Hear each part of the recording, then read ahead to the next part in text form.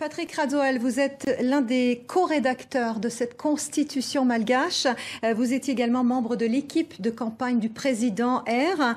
Alors concrètement, les députés citent plusieurs cas de violation de la Constitution.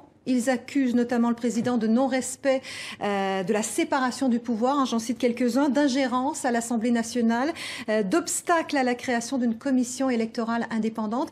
Est-ce que selon vous, ces motifs constituent une violation de la Constitution malgache? Écoutez, pour en rester au droit, l'article 131 de la Constitution malgache dispose qu'effectivement il peut y avoir une déchéance du président, mais seulement dans des cas de haute trahison, dans des cas également de violation grave et répétée à la Constitution. Or, je n'ai pas vu le dossier qu'ont déposé les députés, mais il n'y a aucun de ces éléments de construit à l'intérieur du dossier.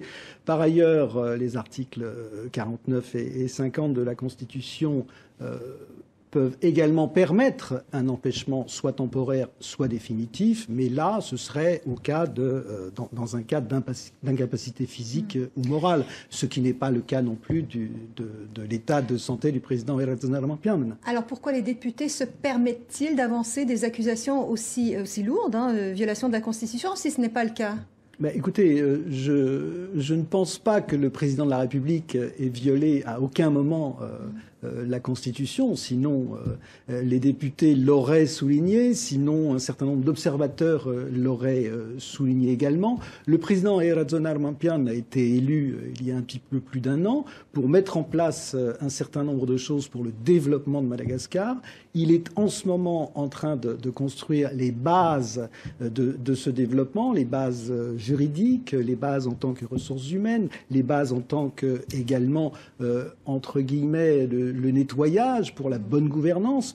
Donc il y a effectivement ici et là un certain nombre d'impatiences. Un jeu de pouvoir en quelque sorte entre le Parlement et la présidence. Je pense que c'est une posture politicienne parce que je ne comprends pas pourquoi aujourd'hui il y a cette crise institutionnelle et il y a quelques semaines les députés ont voté très massivement le plan national de développement qui va justement conduire Madagascar vers le développement. Alors Patrick Radzoel, ça fait des années que Madagascar est en crise politique. On a l'impression que c'est chronique sur la Grande Île. Pourquoi est-ce qu'on n'arrive pas à mettre en place une stabilité politique?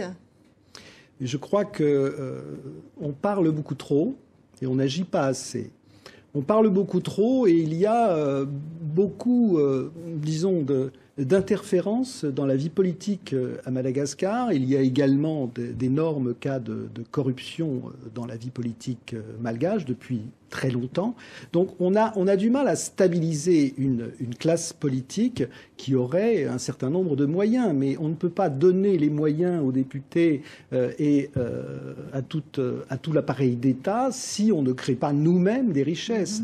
Donc les bases du développement qui sont posées par le chef de l'État, qui, je le rappelle, a été élu démocratiquement par les Malgaches, de même que les députés également. Donc le fait de poser ces bases, c'est quelque chose, effectivement, qui prend un petit peu de temps et il peut y avoir ici et là des impatiences. Patrick Radzoel, juriste, co-rédacteur de la Constitution malgache. Merci d'être venu sur le plateau de TV5 Monde.